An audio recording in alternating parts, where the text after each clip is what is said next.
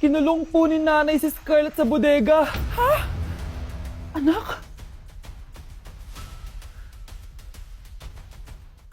Anak? Walang iya talaga yung tita mo. Anak, sorry kung ngayon lang ako nagpakita. Pinakulong kasi ako ng babaeng yan! Deserve mo makulong! Ikaw ang ikukulong namin dahil child abuse ang ginagawa mo. Ano? At hindi mo na din makukuha ang 50% ng mana. Hindi pwede! Nay, masaya ako na nandito ka na. At hindi na din tayo maghihirap dahil sa pamana ni tatay. Masaya din ako, anak. Siyempre kasama ka dito sa Manta.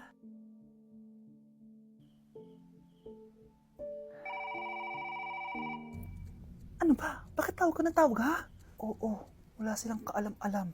Sige na, baka mahuli pa tayo. Sa wakas, sa atin na ang mana. Maghahati tayo dito. Palayasin mo na yung mga batang yun, ha? Ako bahala. Ang galing talaga natin magpanggap date. Mga anak, aalis na tayo dito sa bahay. Lilipat tayo sa mas malaking bahay. O eto, mga gamit nyo, inimpake ko na. Talaga, Nay? Scarlett, huwag ka maniwala dyan. Nagpapanggap lang yung nanay mo. Samantha, ano yung mga pinagsasabi mo? Magjowa sila ni attorney. Sinet up nila tayo. Ganyan ba ang ugali mo, Samantha? Kaparehas ng nanay mong sinungaling? Samantha, ano ba? Kung ayaw mo sumama, edi wag. Sige, kung totoong anak mo talaga si Scarlett, saan at kailan mo siya ipinanganak? Ang dali naman yan. Edi sa Manila. Pinanganak ako sa ibang bansa. Hindi ikaw ang nanay ko. Ay, oo nga pala, sa ibang bansa pala. Sorry, nakalimutan ko. Ang dami namang drama. Total, nasa amin na ang mana. Umalis na kayong dalawa. Kung ayaw niyong pati kayo, ipakulong ko. Kung meron mang makukulong, kayong dalawa yon. Salamat sa pagtawag, Samantha. Inaaresto kita, attorney, sa kasong panloloko. Palpak ka talaga! Naisahan niyo ako ngayon, ha? Hindi pa ako tapos sa inyo. Talagang sinira mo yung sarili mo, attorney, para sa pera. At ang dami mo na palang naloko. Samantha, huwag na tayong maghiwalay, please. Oo, Scarlett. Dito lang ako palagi sa tabi mo. Kayong dalawa, mag-ingat kayo palagi, ha? Gamitin niyo na maayos sa pamana ng tatay niyo. Salamat po. Nakikiramay po ako sa pagkawala ng asawa niyo. Masakit para sa amin ang pagkawala niya. Kailan pala namin makukuha yung mga ipapamana niya sa amin? Ipaprocess pa po namin yun, ma'am. I-update na lang po namin kayo. Sige po, attorney. Sakit ng pagkawala niya. Nay, tignan mo, may medal ako. Oh, ano namang paki ko dyan? Di ka ba proud sa akin? Hindi. At wala akong paki sa'yo. Iniwan ka na ng tatay mo, di ba? Kaya pwede ka nang umalis dito. Bakit ka ba ganyan sa akin, Nay? Huwag mo nga akong matawag-tawag na nanay dyan. Kadiri! Hindi kita anak. Ang nanay mo, wala na. Malandi kasi. Nay, gutom na ako. Ay, gutom na baby ko. Wait lang, mag-order ako ng steak for you, ha? Yay! Steak, my favorite! Ampun lang pala ako. Nasaan na yung totoo ko, nanay?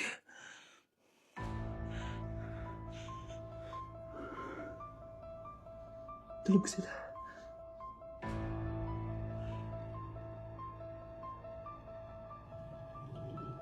Nasaan na yun? Ito ba si nanay? Ay! Sino ba ito tumatawag na to?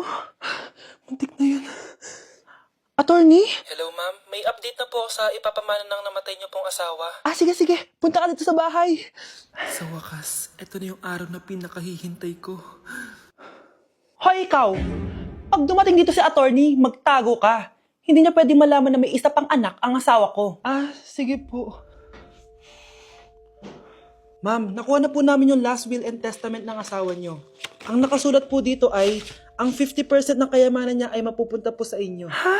Mali ata yan, attorney. Dapat 100% ang mapupuntang kayamanan niya sa amin. Kami lang ang pamilya niya eh. Bali ma'am, ang nakasulat po kasi dito ay ang isang 50% po ay mapupunta sa isa niyang anak. Ano? Baka yan yung isa naming anak na nawala? Oo, sa amin na lang yan.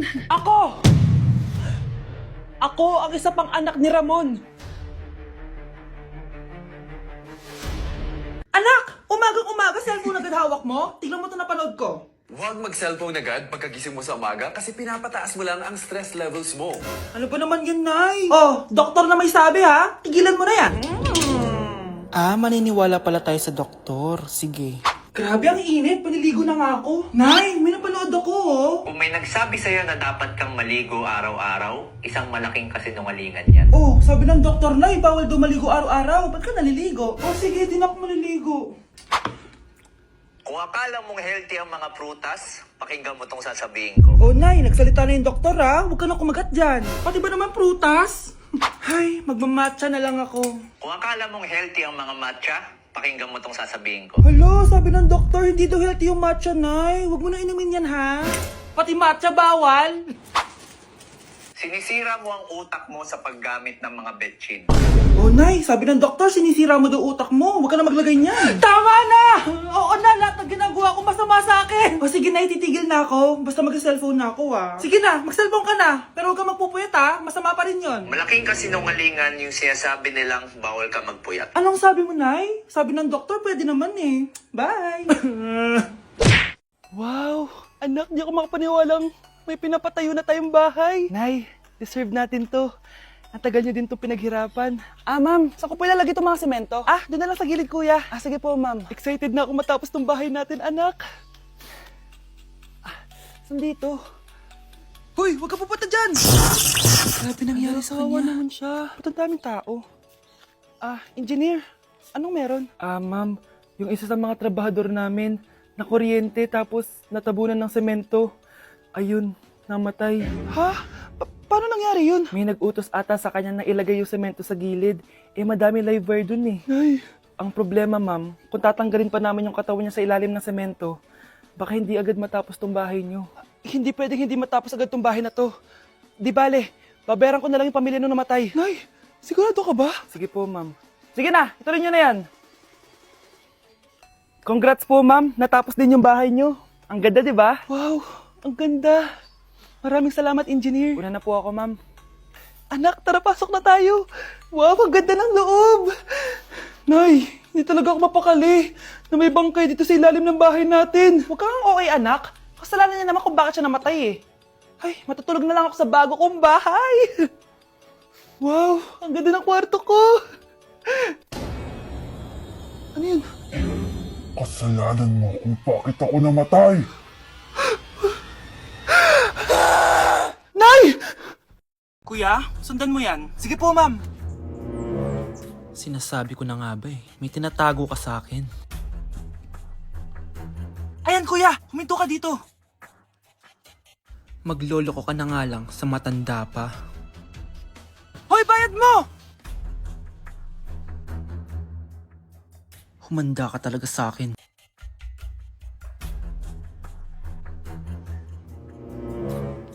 Ang sweet niyo naman, may paregalo ka pa ha? Ano yun? Scarlett? Anong ginagawa mo dito? Manloloko ka!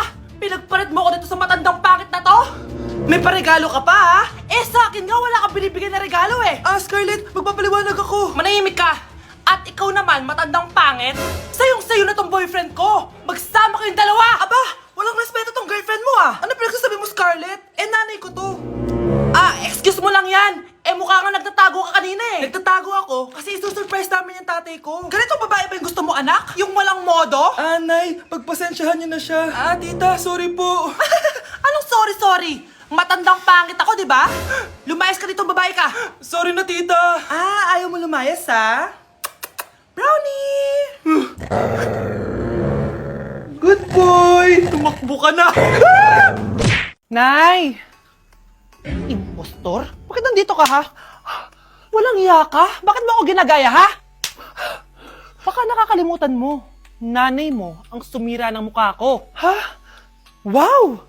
Hoy, Sofia! Tandaan mo! Katulong ka dito, di ba?